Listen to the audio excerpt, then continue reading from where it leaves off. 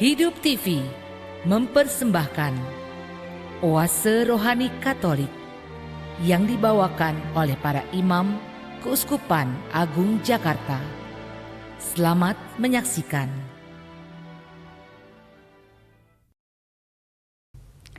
Salam damai. Apa kabar sahabat Oase Rohani Katolik yang terkasih? Semoga semua dalam keadaan baik dan sukacita serta dalam naungan kasih Tuhan kita Yesus Kristus. Pada kesempatan kali ini sangat berbahagia saya Margaret Indriana dapat menemani sahabat dalam acara kita Oase Rohani Katolik. Hari ini adalah Minggu Paskah yang kedua, Minggu Kerahiman Ilahi. Antifon pembuka, hendaklah kamu menjadi seperti bayi yang baru lahir, selalu haus akan susu rohani yang murni, supaya dengan itu kamu tumbuh dan diselamatkan. Haleluya. Sahabat Oase Rohani Katolik yang terkasih, sangat berbahagia telah hadir di studio narasumber kita, yaitu Romo Andreas Nugroho SCY yang akrab dipanggil Romo Nugi. Di tengah-tengah kesibukan beliau mau berbagi pengalaman rohani dan pesan-pesan inspiratif kepada kita. Mari kita sapa beliau. Selamat datang Romo Nugi di studio. Apa kabar? Terima kasih, salam damai untuk kita semua pendengar Oase Rohani Katolik dimanapun Anda berada. Senang berjumpa dengan Anda kembali dalam acara yang sangat kita cintai ini ya. Mari, ya sahabat Oase Rohani Katolik yang terkasih, marilah kita memulai acara Oase Rohani Katolik ini dengan doa pembuka yang akan dipimpin oleh Romo Nugi. Sahabat pendengar Oase Rohani Katolik dimanapun Anda berada, marilah kita awali permenungan kita pada hari ini dengan berdoa. Kita mohon berkat Tuhan sebelum kita mendengar dan merenungkan sabdanya pada hari ini. Dalam nama Bapa dan Putra dan Roh Kudus. Amin. Allah Bapa yang kekal dan Maha Rahim, dalam masa perayaan Paskah yang penuh sukacita ini, Engkau meneguhkan dan menguduskan umat-Mu.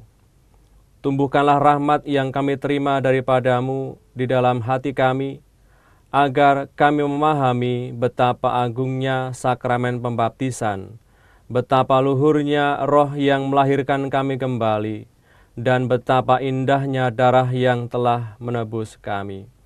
Semoga kami boleh menimba semangat dari kerahiman-Mu, sehingga dengan demikian kami mampu menunjukkan belas kasih, menunjukkan cinta dalam sikap tindakan kami setiap hari. Demi Yesus Kristus Putra-Mu Tuhan dan pengantara kami, yang hidup dan meraja bersama Engkau dalam persekutuan dengan Roh Kudus, Allah kini dan sepanjang segala masa. Amin. Dalam nama Bapa dan Putra dan Roh Kudus. Amin. Sahabat Oase Rohani Katolik yang terkasih, marilah kita membuka hati kita dan pikiran kita untuk mendengarkan bacaan pertama dari Kisah Para Rasul bab 2 ayat 42 sampai 47. Orang-orang yang menjadi percaya dan memberi diri dibaptis bertekun dalam pengajaran rasul-rasul dan dalam persekutuan. Mereka selalu berkumpul untuk memecahkan roti dan berdoa. Maka ketakutanlah mereka semua, sementara rasul-rasul itu mengadakan banyak mukjizat dan tanda. Semua orang yang telah menjadi percaya tetap bersatu, dan segala kepunyaan mereka adalah kepunyaan bersama. Selalu ada dari mereka yang menjual harta miliknya, lalu membagi-bagikannya kepada semua orang sesuai dengan keperluan masing-masing. Dengan bertekun dan sehati, tiap-tiap hari mereka berkumpul di bait Allah. Mereka memecahkan roti di rumah-rumah jemaat secara bergilir dan makan bersama-sama dengan gembira dan dengan tulus hati, sambil memuji Allah. Mereka disukai semua orang, dan tiap-tiap hari Tuhan menambah jumlah mereka dengan orang yang diselamatkan. Demikianlah sabda Tuhan. Syukur kepada Allah. Sahabat Oase Rohani Katolik yang terkasih, marilah kita tanggapi bacaan pertama dengan Mazmur tanggapan. Bersyukurlah kepada Tuhan karena baiklah Dia. Bersyukurlah kepada Tuhan karena baiklah Dia. Biarlah Israel berkata, kekal abadi kasih setianya. Biarlah kaum Harun berkata, kekal abadi kasih setianya. Biarlah orang yang takwa pada Tuhan berkata, kekal abadi kasih setianya. Bersyukurlah kepada Tuhan karena baiklah Dia. Aku didorong dengan hebat sampai jatuh, tetapi Tuhan menolong aku. Tuhan itu kekuatanku dan mazmurku. Ia telah menjadi keselamatanku. Suara sorak-sorai dan kemenangan terdengar di kemah orang-orang benar. Bersyukurlah kepada Tuhan karena baiklah Dia. Batu yang dibuang oleh tukang-tukang bangunan telah menjadi batu penjuru. Hal itu terjadi dari pihak Tuhan, suatu perbuatan ajaib di mata kita. Inilah hari yang dijadikan Tuhan. Marilah kita bersorak-sorai dan bersukacita karenanya. Bersyukurlah kepada Tuhan karena baiklah Dia. Sahabat Oase Rohani Katolik yang terkasih, marilah kita lanjutkan dengan bacaan kedua dari surat pertama Rasul Petrus bab 1 ayat 3-9. Saudara-saudara, terpujilah Allah dan Bapa Tuhan kita Yesus Kristus. Berkat rahmat-Nya yang besar, kita telah dilahirkan kembali oleh kebangkitan Yesus Kristus dari antara orang mati. Kita dilahirkan untuk hidup yang penuh harapan, yaitu untuk menerima warisan yang tidak dapat binasa, yang tidak dapat cemar, dan tak dapat layu, yang tersimpan di surga bagi kamu.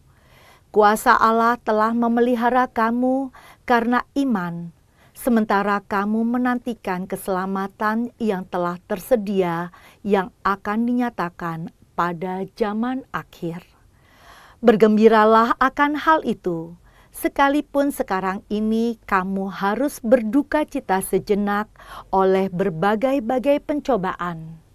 Semuanya itu dimaksudkan untuk membuktikan kemurnian imanmu yang jauh lebih tinggi nilainya daripada emas yang fana, yang diuji kemurniannya dengan api.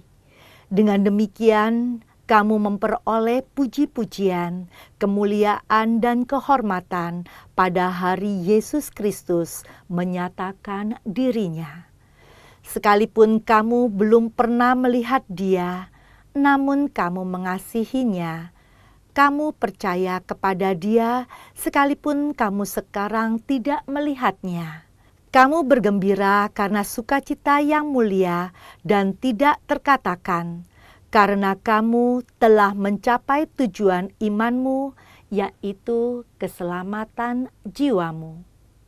Demikianlah sabda Tuhan. Syukur kepada Allah. Sahabat Oase Rohani Katolik yang terkasih, marilah kita membuka hati dan pikiran kita untuk mendengarkan bacaan Injil. Alleluia, alleluia, alleluia. Alleluia, alleluia, alleluia. Yesus bersabda, "Hai Thomas, karena melihat aku engkau percaya. Berbahagialah yang tidak melihat namun percaya." Alleluia, alleluia, alleluia. Tuhan sertamu Dan sertamu juga. Inilah Injil Yesus Kristus menurut Yohanes. Dimuliakanlah Tuhan. Setelah Yesus wafat di salib, pada malam pertama sesudah hari Sabat, berkumpullah murid-murid Yesus di suatu tempat dengan pintu-pintu yang terkunci karena mereka takut kepada orang-orang Yahudi. Pada waktu itu datanglah Yesus berdiri di tengah-tengah mereka dan berkata, "Damai sejahtera bagi kamu." Sesudah berkata demikian, Yesus menunjukkan tangan dan lambungnya kepada mereka. Murid-murid itu bersukacita ketika mereka melihat Tuhan. Maka kata Yesus sekali lagi, "Damai sejahtera bagi kamu. Sama seperti Bapa mengutus aku, demikian juga sekarang aku mengutus kamu." Dan sesudah berkata demikian, Yesus menghembusi mereka dan berkata, "Terimalah Roh Kudus. Jikalau kamu mengampuni dosa orang, dosanya diampuni, dan jika kamu menyatakan dosa orang tetap ada, dosanya tetap ada." Pada waktu Yesus datang itu, Thomas, seorang dari ke-12 murid yang juga disebut Didimus, tidak ada bersama-sama mereka. Maka kata murid-murid yang lain itu kepadanya, "Kami telah melihat Tuhan." Tapi Thomas berkata kepada mereka, "Sebelum aku melihat bekas paku pada tangannya, dan sebelum aku mencucukkan jariku ke dalam bekas paku itu, dan mencucukkan tanganku ke dalam lambungnya, sekali-kali aku tidak akan percaya." 8 hari kemudian, murid-murid Yesus berada kembali dalam rumah itu, dan Thomas pun bersama-sama dengan mereka. Sementara pintu-pintu terkunci, Yesus datang. Ia berdiri tengah-tengah mereka dan berkata, "Damai sejahtera bagi kamu." Kemudian Yesus berkata kepada Thomas, "Taruhlah jarimu di sini dan lihatlah tanganku. Ulurkanlah tanganmu dan cucukkan ke dalam lambungku, dan jangan engkau tidak percaya lagi, melainkan percayalah." Thomas menjawab kepadanya, "Ya Tuhanku dan Allahku." Kata Yesus kepadanya, "Karena telah melihat aku, maka engkau percaya. Berbahagialah mereka yang tidak melihat, namun percaya." Memang masih banyak tanda lain yang dibuat Yesus di depan mata murid-muridnya yang tidak tercatat dalam kitab ini. Tapi semua yang tercantum di sini telah dicatat, supaya kamu percaya bahwa Yesuslah Mesias Anak Allah, dan supaya imanmu kamu memperoleh hidup dalam namanya. Demikianlah Injil Tuhan. Terpujilah Kristus. Sahabat Oase Rohani Katolik yang terkasih, demikianlah pembacaan firman Tuhan, dan kita akan mendengarkan renungan yang akan disampaikan oleh Romo Nugi. Romo Nugi, dari bacaan pertama dan kedua, apa pesan inspiratif yang Romo mau sampaikan?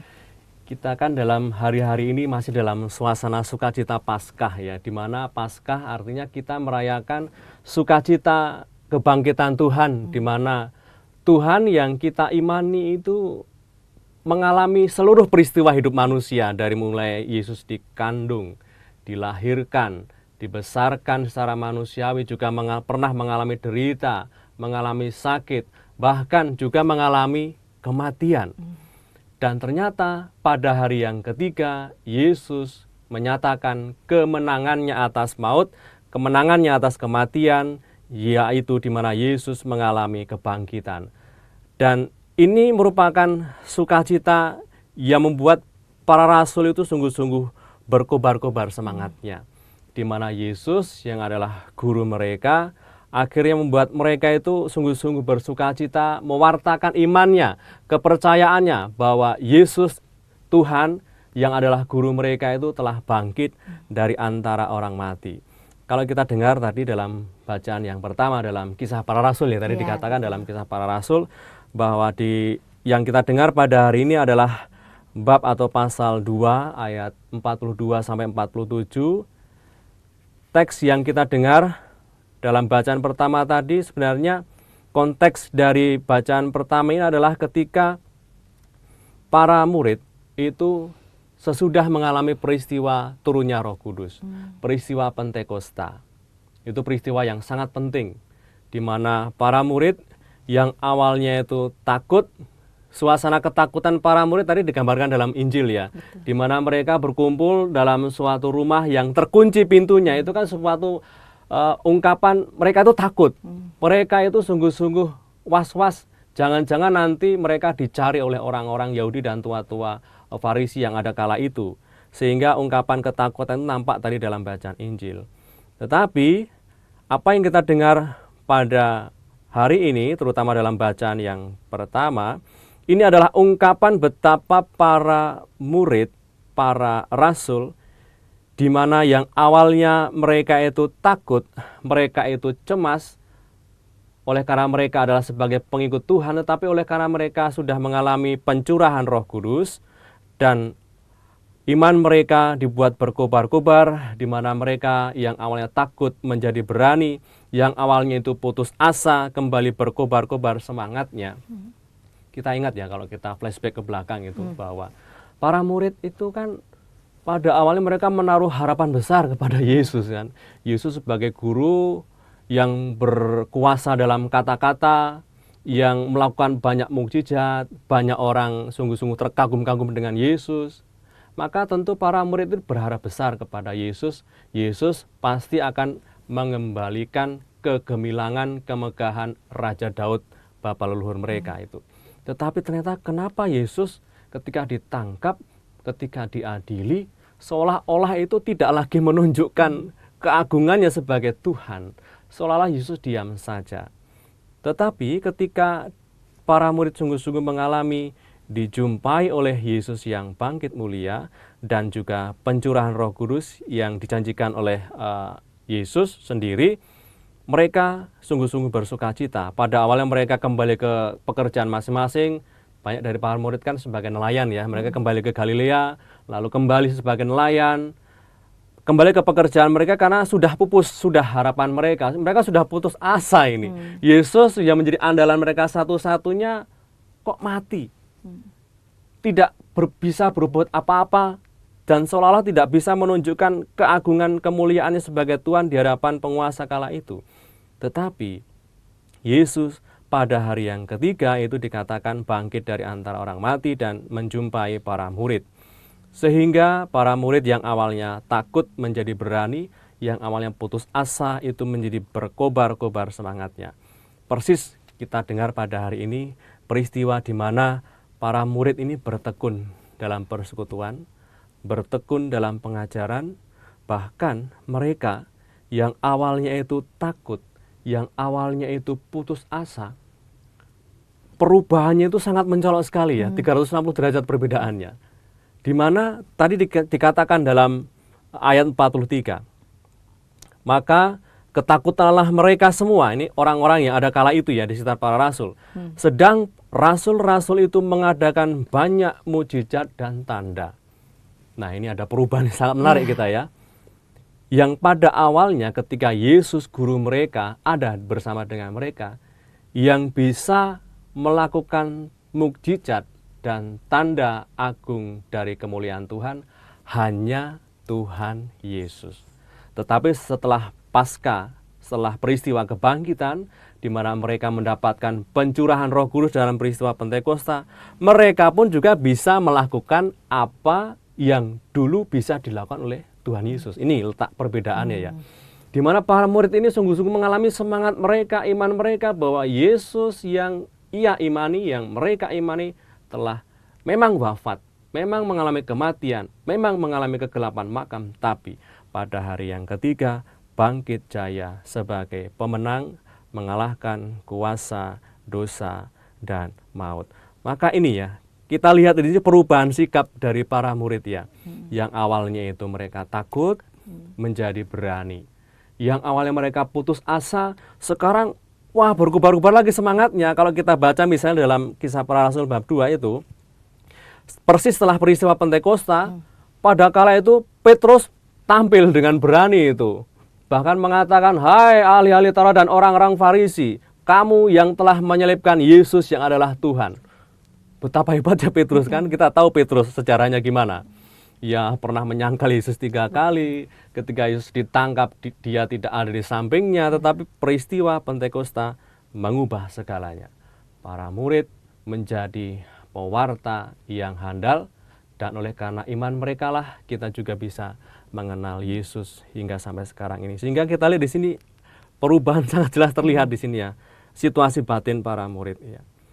Dan juga tadi dalam bacaan kedua juga sama sih, kan tadi bacaan kedua kita mendengar dari 1 Petrus ya. Betul. Ini kan juga pengalaman dari Petrus sebagai pemimpin dari para rasul yang ada itu, di mana Petrus juga mengatakan dalam suratnya tadi yang kita baca dalam bacaan yang kedua bahwa kita diminta untuk hidup dalam pengharapan itu ya. Dalam ayat yang ketiga tadi dikatakan bahwa terpujilah Allah dan Bapa Tuhan kita Yesus Kristus, yang karena rahmat-Nya yang besar telah melahirkan kita kembali oleh kebangkitan Yesus Kristus dari antara orang mati kepada suatu hidup yang penuh pengharapan. Sehingga dari bacaan yang kedua, sabda Tuhan yang kedua ini, Petrus yang pernah mengalami putus asa, yang pernah mengalami tidak ada lagi harapan, yang pernah mengalami ketakutan, ia sebenarnya apa yang ia tuliskan ini sebenarnya pengalaman imannya sebenarnya. Petrus pada awalnya menyangkal Tuhan, tetapi oleh karena perjumpaan di mana Yesus telah bangkit, menjumpainya secara pribadi dan juga para murid yang lain, akhirnya itu menumbuhkan harapan bahwa dikatakan tadi dalam bacaan pertama bahwa kita hendaknya tetap hidup dalam pengharapan. Oleh karena apa? Oleh karena iman kita kepada Yesus yang telah wafat namun bangkit jaya. Walaupun ada derita, walaupun ada masalah, walaupun ada situasi yang tidak mudah, kita diminta untuk bertekun dalam iman. Mengapa kita bertekun dan bertahan dalam iman? Supaya kita mendapatkan keselamatan. Tadi dikatakan juga dalam ayat yang ke-7 bahwa kendatipun harus mengalami derita oleh karena iman, tetapi itu diibaratkan seperti emas yang diuji kemurniannya dalam api ini. Bahwa emas itu menjadi semakin murni kalau ternyata dibakar dalam api yang sedemikian panas sehingga emas itu menjadi sungguh-sungguh murni. Maka itu diibaratkan juga sebagai iman kita.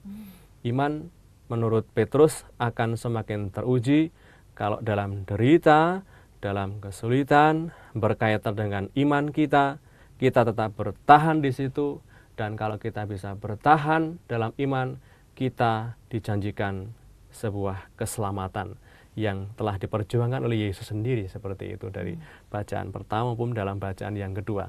Wah, Ya. sangat menarik sekali Romo Nugi ya, ulasan dari bacaan pertama dan bacaan kedua. Lalu apa nih aplikasinya untuk umat zaman sekarang nih Romo? Ya. Kalau menurut saya ini menarik ya, kalau kita lihat, kita kaitan dengan hidup kita, bahwa sekarang ini di tengah hidup yang penuh dengan tantangan, penuh dengan juga mungkin kesulitan-kesulitan yang dihadapi, seringkali membuat orang itu tidak mudah lagi yang namanya punya pengharapan itu.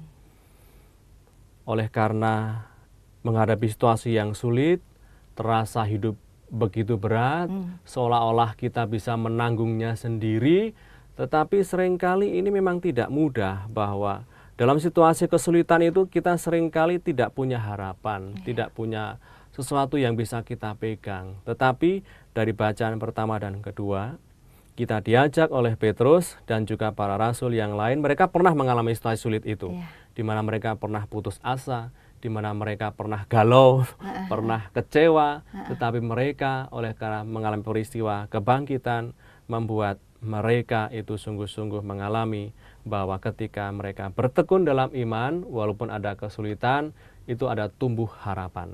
Harapan inilah yang membuat para rasul ini sungguh-sungguh bertahan dalam situasi apapun. Maka ini juga bisa kita aplikasikan dalam hidup kita. Kita dalam hidup ini seringkali juga mengalami seperti itu, bahwa kita tidak jarang mengalami bahwa kita seringkali mengalami kesulitan-kesulitan. Kesulitan hidup pastoral, kesulitan hidup dalam berkeluarga, kesulitan hidup dalam keseharian, dalam pekerjaan. Seringkali itu menantang iman kita. Itu ya. Apakah kita patah arang? Apakah kita putus asa ketika menghadapi itu? Ataukah kita sungguh-sungguh lebih bersemangat lagi dalam menjalani hidup ini. Maka inilah perbedaan yang sungguh-sungguh bisa ditonjolkan oleh para murid, di mana mereka oleh karena imannya tumbuh harapan, tumbuh semangat bahwa masih ada kesempatan untuk memperjuangkan iman, walaupun mereka putus asa, tetapi oleh karena imannya kepada Yesus mereka sungguh-sungguh bangkit lagi, mengalami harapan mereka ditumbuhkan lagi. Bahkan mereka menjadi pewarta yang handal ya. Betul. Para murid itu tidak peduli lagi, yang penting satu tujuannya, mewartakan Yesus sebagai Tuhan. Walaupun mereka mengalami bahaya kematian, tetapi mereka tetap menyatakan Yesus Kristus adalah Tuhan. Karena itu pengalaman iman mereka. Walaupun mereka harus dipenjara, walaupun mereka harus disiksa, walaupun mereka harus menghadapi bahaya kematian, tetapi mereka tetap bertekun dalam iman. Dan oleh karena mereka bertekun dalam iman, mereka mendapatkan itu keselamatan, seperti itu. Baik Romo, walaupun ini dituliskan zaman dulu, tetapi untuk kita yang saat ini juga hidup di zaman sekarang, bacaan ini sungguh harus kita imani bahwa kalau kita bertekun dalam iman, maka di situ akan muncul harapan, di mana kita akan terus menggali iman kita supaya Tuhan yang menjadi pusat kehidupan kita selalu berpusat padanya. Ya, seperti itu ya. Ya, Romo, kalau tadi kita bicara mengenai cobaan ya, tantangan, kesulitan. Nah, kalau mengenai godaan dunia nih Romo, godaan dunia kan sesuatu yang nikmat-nikmat nih Romo. Betul. Nah, kira-kira apa yang harus kita lakukan bila terutama ya kita yang anak-anak muda gitu ya, banyak godaan-godaan dunia yang sangat yang mengganggu iman gitu ya kita sebenarnya Romo. Nah, itu kira-kira kiatnya apa Romo? Ya. Begini ya, bahwa cobaan atau godaan itu sekarang ini kan tidak ditampilkan seperti iblis yang menakutkan gitu ya. Malah yang enak-enak. Itu seperti mak lampir gitu ya, atau gerandong gitu yang menakutkan orang. Tetapi sekarang itu cobaan atau godaan itu tampil hal-hal yang sangat menarik, dan mungkin sepintas mata atau sepintas itu terasa ya ini bukan cobaan, ini bukan godaan. Tetapi kita juga perlu berdiscernment ya namanya. Ketika ada suatu hal yang menurut kita menarik, ada suatu hal yang menurut kita itu menggoda kita untuk melakukan itu, kita harus bertanya. Misalnya dalam hal-hal ekonomi, dalam hal-hal kenikmatan, kita seringkali bertanya, saya butuh nggak itu gitu ya. Ini kan kisahnya sangat menarik ya kalau kita belajar dari Tuhan Yesus sendiri, di mana Yesus kita renungkan dalam masa prapaskah itu ya. Kita kan sekarang dalam masa Paskah, dalam masa prapaskah, Yesus juga pernah yang namanya dicobai kan. Sebanyak 3 kali dicobai. Tetapi Yesus mampu mengalahkan cobaan, mengalahkan godaan itu. Mungkin kita lalu mengatakan, Yesus kan Tuhan, pasti dia bisa itu mengalahkan godaan. Memang Yesus adalah Tuhan. Dan tentu kita yakin dia bisa mengalahkan godaan itu. Tetapi apa yang ditunjukkan oleh Tuhan itu sebagai sebuah teladan sebenarnya. Bukan untuk Yesus, tetapi untuk kita sebagai pengikutnya. Gimana sih cara kerja iblis itu? Gimana sih cara kerja setan itu untuk menggoda kita? Maka ketika kita membaca kisah Yesus dicobai itu, sebenarnya menjadi cara bagi kita akan bisa mengalahkan iblis, kita akan bisa mengalahkan kuasa setan kalau kita mengutamakan kehendak Allah. Sehingga ada sebuah discernment di situ. Apa sih yang Tuhan kehendaki gitu ya. Maka kalau kita bisa bertanya, dan pertanyaan besar itu adalah apa yang Tuhan kehendaki setiap kali kita menghadapi kesulitan, setiap kali kita menghadapi cobaan, atau setiap kali kita menghadapi godaan-godaan yang mungkin indah-indah itu ya, yang enak-enak itu. Tetapi kita akan membuat kita semakin berefleksi secara lebih dalam dan menemukan keputusan yang baik kalau kita bertanya, apa sih yang Tuhan kehendaki terjadi dalam setiap godaan, dalam setiap cobaan itu. Tentunya kita berharap bahwa yang kita utamakan, yang kita pilih adalah apakah dalam setiap pilihan yang kita ambil, nama Tuhan semakin dimuliakan. Nama kemuliaan Tuhan sungguh-sungguh terjadi di situ. Maka kriterianya seperti itu, bahwa ketika ada godaan pasti akan selalu ada ya. Kesulitan pasti akan selalu kita hadapi. Tetapi seringkali ketika kita ambil keputusan, kita harus discernment dulu, ini apa yang Tuhan kehendaki. Dan tentunya yang Tuhan kehendaki adalah yang suci, yang sukacita, yang adil, yang membebaskan, yang melegakan, bukan sebaliknya yang membelenggu dan seterusnya itu. Saya rasa itu yang bisa kita lakukan ya ketika menghadapi kesulitan dan godaan. Baik Romo Nugi, sahabat Oase Rohani Katolik yang terkasih, demikianlah perbincangan kita di sesi yang pertama ini. Akan kita lanjutkan pada sesi yang berikutnya. Hidup TV mempersembahkan Oase Rohani Katolik yang dibawakan oleh para imam Keuskupan Agung Jakarta. Selamat menyaksikan.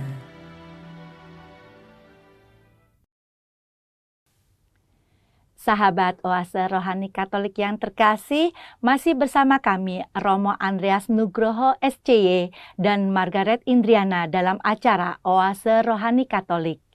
Sahabat, bila sahabat ingin menyampaikan pesan ataupun masukan, dapat menyampaikannya ke nomor handphone 0881 0251 33438 atau ke alamat email orkkaj@yahoo.com. Sahabat Oase Rohani Katolik yang terkasih, marilah kita lanjutkan pada sesi yang kedua ini. Romo, mungkin ada sahabat yang baru bergabung di sesi kedua ini. Kiranya Romo berkenan untuk menyampaikan apa yang sudah disampaikan di sesi pertama. Tadi dalam sesi pertama kita membahas tentang bahwa iman akan Yesus yang telah menderita sengsara, wafat, namun bangkit pada hari yang ketiga itu menumbuhkan harapan. Menumbuhkan harapan kepada para murid, di mana mereka yang pada awalnya itu takut, yang pada awalnya itu cemas, khawatir, tetapi oleh karena Yesus yang bangkit itu menjumpai para murid, akhirnya menumbuhkan semangat mereka untuk berharap lagi. Di mana Yesus dalam peristiwa itu, sungguh-sungguh dalam peristiwa sengsara, wafat, dan bangkit, menyatakan kepada para murid adalah Yesus Kristus adalah Tuhan. Dan itulah yang menumbuhkan harapan mereka, yang menumbuhkan mereka untuk mau bertekun dalam iman. Mengapa mereka bertekun dalam iman? Karena ada suatu harapan bahwa ketika saya bertekun dalam iman dan bertahan dalam iman dan memperjuangkan iman saya, maka saya akan mendapatkan yang namanya keselamatan. Dan itulah harapan yang sungguh-sungguh membuat para murid itu berkobar-kobar lagi semangatnya. Saya rasa itu dari sesi pertama tadi ya. Baik Romo, dan kalau melihat bacaan Injil yang kita sudah tadi Romo sampaikan, apa pesan dari Injil Yesus Kristus menurut Yohanes ini, Romo? Ya. Tadi kita dalam bacaan Injil mendengar dari Injil Yohanes yang cukup panjang ya, kisah tentang Yesus yang bangkit, yang menjumpai para murid.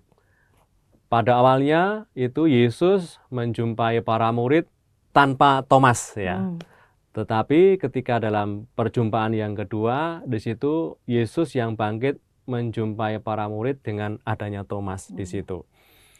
Nah, dalam bacaan Injil tadi sebenarnya kita bisa menangkap situasi batin para murid ya, seperti yang saya katakan dalam sesi pertama tadi, bahwa para murid itu pada awalnya mereka itu khawatir, mereka itu takut, dan ketakutan itu nampak ketika tadi dalam bacaan Injil dikatakan dalam ayat yang ke-19, ketika hari sudah malam, hari pertama minggu itu, berkumpullah murid-murid Yesus di situ, di suatu tempat, dengan pintu-pintu yang terkunci karena mereka takut kepada orang Yahudi. Nah, dalam suasana ketakutan ini, lalu akhirnya Yesus yang bangkit itu mengatakan kepada mereka, damai sejahtera bagimu, shalom bagimu.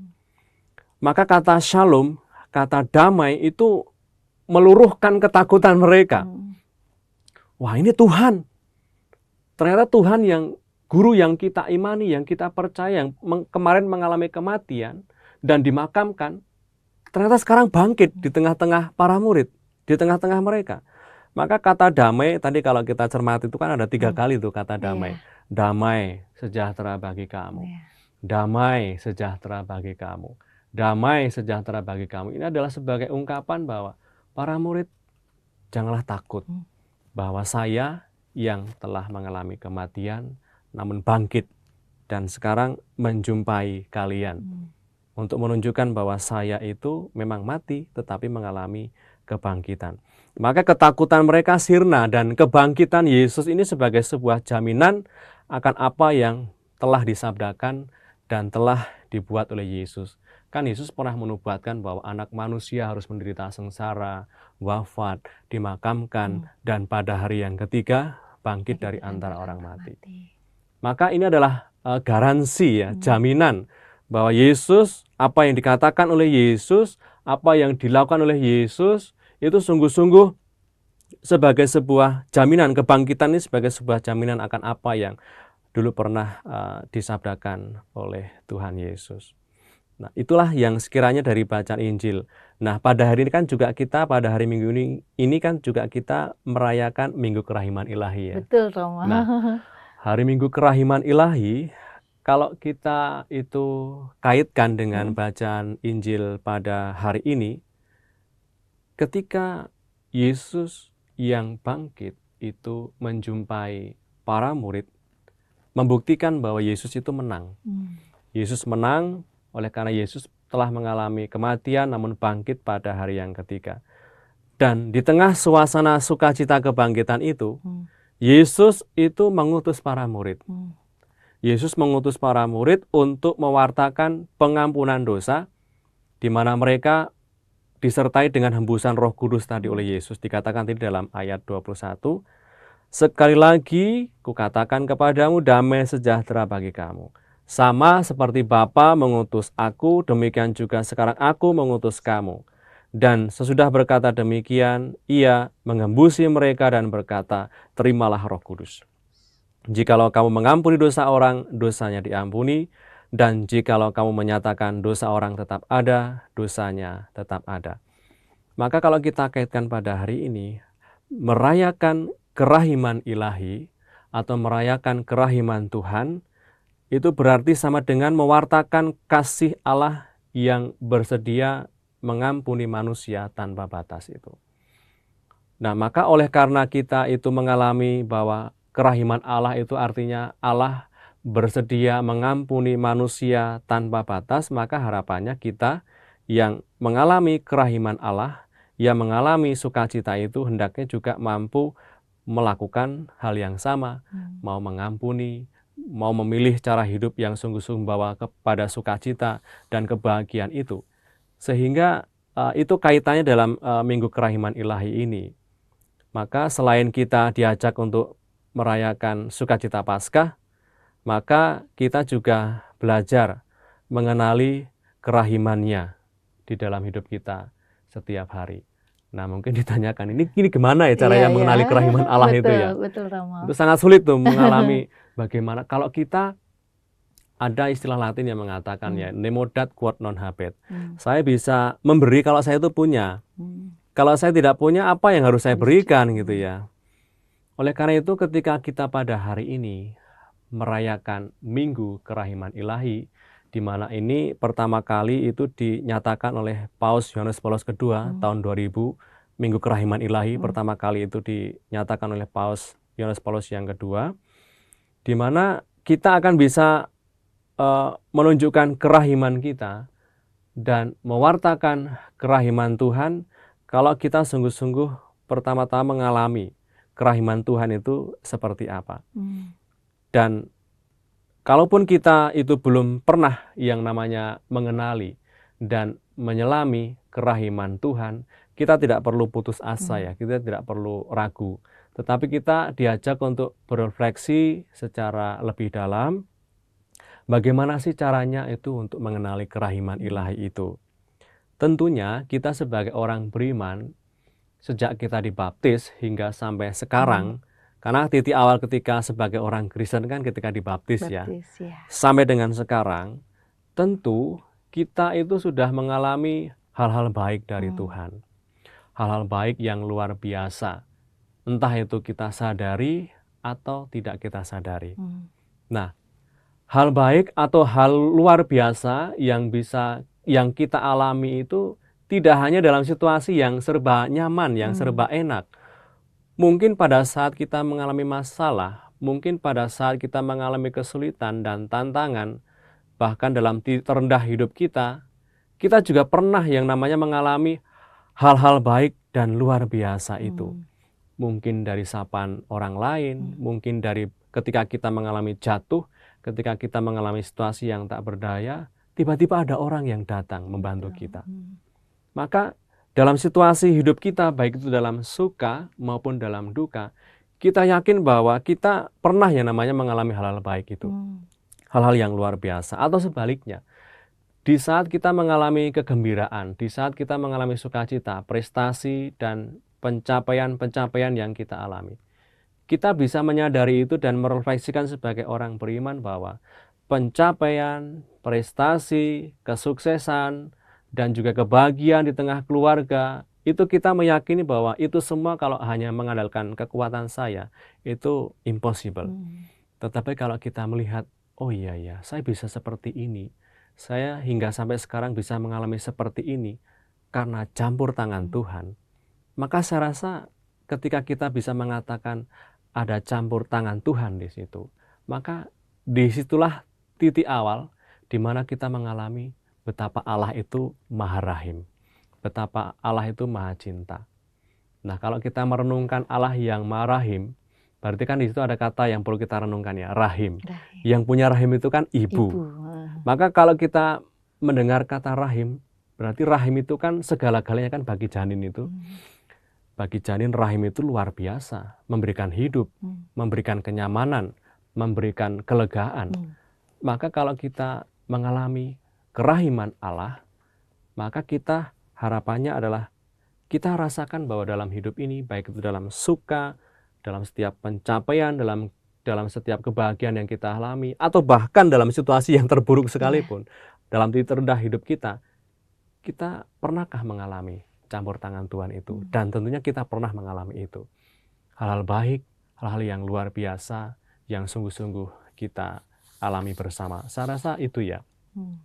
Kerahiman Tuhan mengajak kita untuk berbagi kasih kepada orang-orang yang ada di sekitar kita. Sehingga kalaupun kita sudah melihat baik itu dalam suka maupun dalam duka, kita belum juga menemukan yang namanya kerahiman Tuhan atau Allah yang sungguh-sungguh merahimi kita, Allah yang sungguh-sungguh menjaga dan melindungi kita, kita pun juga belum bisa mengalami itu, maka langkah terakhir yang perlu kita lakukan supaya kita bisa mengalami cinta Tuhan, supaya kita bisa mengalami kerahiman Tuhan adalah harapannya kita sebagai orang Kristen bisa mencintai seperti Yesus mencintai, bisa melayani seperti Yesus melayani. Maka dan juga bisa dikatakan memberikan diri seperti Yesus memberikan diri. Ketika kita sebagai orang Kristen mampu mencintai seperti Yesus mencintai, maka kita tentu akan bisa mengalami cinta Tuhan itu seperti apa sih. Ketika kita membantu orang, lalu orang itu tidak mengatakan terima kasih kepada kita, gimana sih rasanya gitu ya. Ketika kita melayani dengan tulus, berkorban banyak hal, tenaga, dana, dan waktu yang kita berikan kepada Tuhan dan kepada gereja, dan juga tidak ada orang yang memuji, gimana sih rasanya itu. Maka kalau kita ingin mengalami cinta Tuhan, kita ingin mengalami seberapa dalam sih kasih Tuhan, maka satu-satunya cara terakhir yang bisa kita lakukan adalah mari kita melayani seperti Yesus melayani dan mencintai seperti Yesus mencintai. Ketika kita mampu menjadi kurang lebih mirip seperti Yesus mencintai, mirip seperti Yesus melayani, tentu kita juga bisa mengalami seberapa dalam itu cinta Tuhan yang sungguh-sungguh kita alami. Saya rasa seperti itu ya. Sangat menarik contoh yang diberikan oleh Romo. Tadi jangankan Romo ucapan terima kasih, bahkan pengurus lingkungan, dewan paroki, itu tidak hanya nggak mendapat ucapan terima kasih, Ya. tapi malah banyak komplainan, Nah, Romo. itu ya, komplain dari umat yang lain Dari ya, umat, sesama lingkungan ya. atau wilayah ya. Betul. Ya. Tetapi ya tadi yang Romo sudah sampaikan bahwa kita mengimani dan kita memikirkan bahwa seperti Tuhan melayani, Ya, betul. Tuhan menyelamatkan. Bahkan jangankan ucapan terima kasih. Kadang kita mendera Tuhan Yesus sendiri, kita menyiksa Tuhan Yesus sendiri karena dosa-dosa kita. Nah, maka sampai apa yang Romo sampaikan itu sangat menguatkan iman kita semua bahwa apa yang kita lakukan sebenarnya tidak sia-sia, tetapi apa yang kita lakukan jangan kita berharap ucapan terima kasih dari orang lain, tetapi bahwa apa yang kita lakukan hanya untuk kemuliaan Tuhan ya Romo ya. Kemuliaan Tuhan, betul sekali. Romo tadi juga saya sangat tertarik waktu Romo mengatakan sharing dari Paus Yohanes Paulus yang kedua tahun 2000 yang mengatakan kalau kita mau memberi pasti kan kita sudah mempunyai sesuatu. Nah, demikian pula kita mesti punya rasa syukur atas kerahiman Tuhan, dan sehingga rasa syukur itu, damai sejahtera itu kita bisa bagikan buat orang lain atau sesama kita. Kalau kita nggak punya rasa syukur, kita nggak punya rasa damai, kita sulit untuk membagikan ke orang lain. Kepada orang lain ya. Dan tadi satu kunci yang saya dengar dari Romo bahwa tadi Tuhan itu mengutus orang lain baik yang kita kenal maupun tidak kenal untuk membantu kita. Ya, betul sekali. Itu perutusan Tuhan. Demikian pula juga kita diutus Tuhan untuk berbagi kebaikan buat orang lain ya, Romo. Itulah iman kita ya. Lagi-lagi kita kembali ya, pokok dari iman kita kan iman kita akan Yesus yang menderita sengsara, wafat dan bangkit. Ini kan sebagai ungkapan solidaritas Tuhan kita, bahwa Tuhan kita yang kita imani itu bukan Tuhan yang ngawang-ngawang, yang jauh gitu ya, yang tidak mengalami apa yang kita rasakan, tetapi Tuhan yang kita imani itu sungguh-sungguh kita mengalami sungguh bahwa Yesus itu sungguh-sungguh Tuhan yang mengalami tiap ritme, langkah, perjuangan hidup kita. Sehingga kalau kita lihat di sini memang sungguh-sungguh hal yang sungguh luar biasa bahwa Yesus yang kita imani ternyata bukan Tuhan yang jauh, tapi Tuhan yang dekat, yang sangat menginginkan keselamatan yang kita harapkan sungguh-sungguh kita alami dan terjadi dalam hidup kita. Kerahiman Tuhan yang kita rayakan pada hari ini itu kan membuat kita semakin mau mengalami cinta Tuhan itu seperti apa. Cinta Tuhan bisa kita rasakan lewat orang-orang yang ada di sekitar kita, bantuan-bantuan atau sapaan mereka yang di luar dugaan kita. Mungkin kita pernah mengalami itu, tapi kalau kita sebagai orang beriman, kita meyakini bahwa tiap hal yang kita alami, hendaknya kita refleksikan bahwa di dalam setiap apapun hidup kita, kita meyakini bahwa Tuhan sungguh-sungguh turut campur dalam hidup kita. Ya buktinya apa? Ya Tuhan mengalami tiap ritme hidup kita. Tadi saya katakan dari sejak ia dikandung, dilahirkan, bahkan mengalami sengsara, bahkan mengalami kematian, kegelapan makam, maka itu merupakan sungguh-sungguh kita meyakini bahwa iman Yesus yang bangkit, di mana kebangkitannya harus dialami lewat sengsara dan wafatnya, itu menumbuhkan harapan, menumbuhkan semangat baik kita. Sehingga dalam minggu kerahiman ini memang kita diajak untuk ya mewartakan kasih Tuhan, mewartakan kasih Tuhan yang sebenarnya sudah kita alami sebenarnya. Tinggal dari kita, maukah kita berhenti sejenak, merenung sejenak. Kita tuh sudah mendapat banyak loh dari Tuhan. Kalau kita sudah meyakini bahwa kita sudah mendapat banyak dari Tuhan, ya tentunya kita juga mau berbagi pengalaman, mewartakan cinta, mewartakan kasih kepada orang-orang yang ada di sekitar kita. Sehingga inilah yang kita harapkan bahwa kita, entah itu sebagai pribadi atau sebagai komunitas, diminta untuk memilih pilihan hidup yang membawa kita pada sukacita, membawa kita kepada keselamatan itu. Sehingga hidup dan cara hidup yang kita pilih itu hendaknya itu dijiwai dengan semangat-semangat Injili itu ya. Menarik bahwa ketika kemarin dalam masa Prapaskah, dalam surat Gembala itu Bapak Kardinal menyampaikan kepada kita, dan menurut saya juga terkesan itu ya, mengatakan kita diajak untuk membentuk dan mengembangkan komunitas alternatif ya. Komunitas alternatif itu artinya sebagai komunitas, sebagai pribadi, kita diharapkan dalam pilihan hidup kita, dalam cara hidup yang kita pilih itu sungguh-sungguh dijiwai dengan semangat kasih, dengan nilai-nilai Kristiani sebagai semangat kasih itu. Maka kita bisa, dalam hal ini, kita bisa mempraktekkan kerahiman ilahi kalau kita juga memperjuangkan kebersamaan kita dengan yang lain dengan lebih menonjolkan sikap saling mengasihi itu ya. Saling berbagi, saling meneguhkan, saling menyembuhkan. Persis pada hari ini kan kita juga sebagai umat di Keuskupan Agung Jakarta sedang merayakan tahun keadilan ya. Ya, betul. Bahwa dalam tahun keadilan apakah kita bisa menunjukkan bela rasa kita kepada sesama. Maka kaitannya dengan tahun kerahiman, dalam praktek kerahiman ini, dalam minggu kerahiman ini, maka kita harapannya dalam kebersamaan lebih memilih cara hidup yang dijiwai semangat Kristiani. Semangat Kristiani tentu kita tahu bahwa semangat oleh karena nilai-nilai kasih yang membuat kita mau berbela rasa, mau menunjukkan kasih yang nyata kepada sesama yang ada di sekitar kita. Kita sangat hafal itu ya, misalnya ketika ada orang lapar, kita memberi makan, ketika haus, kita memberi minum, ketika orang asing, kita memberi tumpangan, ketika ada orang yang sakit, kita mengunjungi, ketika ada orang yang dipenjara, kita juga mengunjunginya. Itu kan sebagai ungkapan bahwa saya itu sudah mengalami kerahiman Tuhan, saya sudah mengalami belas kasih Tuhan, maka harapannya sebagai wujud nyata saya mengalami belas kasih Tuhan adalah saya juga menunjukkan cinta itu, menunjukkan pengampunan itu kepada sesama yang ada di sekitar kita, seperti itu. Iya, baik Romo.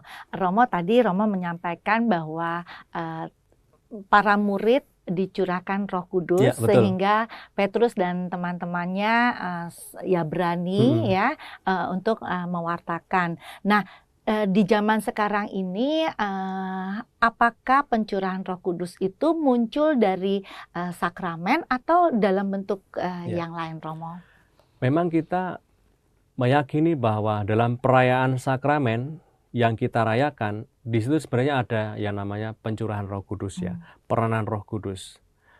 Misalnya ya dalam peristiwa Ekaristi itu, ketika Romo mengatakan bahwa agar menjadi bagi kami tubuh dan darah putramu Tuhan kami Yesus Kristus, itu adalah permohonan turunnya Roh Kudus untuk memberkati roti dan anggur menjadi tubuh dan darah Yesus. Di situ ada kuasa Roh Kudus yang sungguh-sungguh mengubah roti menjadi tubuh dan anggur menjadi darah Yesus. Sehingga di situ memang kita rasakan bahwa dalam perayaan-perayaan sakramen, di situ memang sungguh-sungguh terjadi peranan Roh Kudus sendiri. Nah, terkait tadi dalam rahmat pengampunan tadi, bahwa menarik kalau kita renungkan di sini bahwa Yesus mengatakan kepada para muridnya bahwa tadi dalam ayat yang ke-21 dikatakan di situ bahwa ketika Yesus mengembusi mereka dengan Roh Kudus, terimalah Roh Kudus. Lalu Yesus mengatakan, jika kamu mengampuni dosa orang, dosanya diampuni. Dan jika kamu menyatakan dosa orang tetap ada, dosanya tetap ada. Ini adalah dasar jaminan kebenaran langsung dari Tuhan Yesus yang diberikan kepada para muridnya. Kuasa pengampunan dosa. Bahwa kita sebagai orang Kristiani kan mengenal yang namanya 7 sakramen ya. Salah satunya sakramen pengampunan dosa atau sakramen rekonsiliasi. Maka ini dasar, hal mendasar disampaikan oleh Yesus bahwa rahmat pengampunan dosa, kuasa mengampuni dosa itu diberikan langsung oleh Yesus kepada para muridnya. Para muridnya itu siapa? Para muridnya itu adalah para rasul yang sekarang ini posisinya itu digantikan oleh para uskup yang ada di seluruh dunia.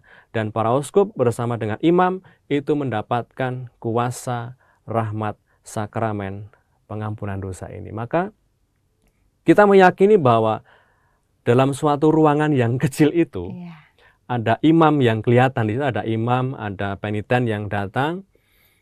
ketika umat mengakui dosanya, maka tentu kita meyakini bahwa ada kuasa Roh Kudus di situ, seperti yang dikatakan oleh Yesus ini, bahwa ketika kamu mengampuni dosa orang, dosanya diampuni.